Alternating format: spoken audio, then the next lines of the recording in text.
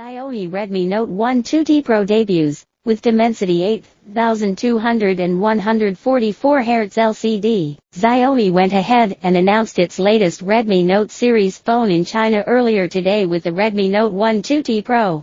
The device is a direct successor to last year's Redmi Note 1 1T Pro and brings the Dimensity 8200 Ultra chipset, which we saw debut in the Xiaomi CD3 last week. Redmi Note 1 2T Pro is equipped with a 6.51-inch IPS LCD with FHD+ resolution and a 144 Hz refresh rate. The back houses a 6.4MP primary camera, alongside an 8MP ultrawide module, and a 2MP macro cam.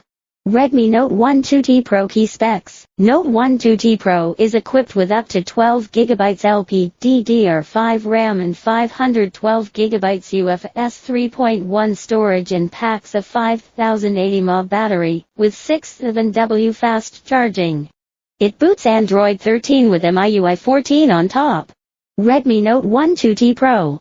Xiaomi confirmed Redmi Note 1 2T Pro will be offered in black, white and blue colors. Pricing and availability details will be revealed in the days.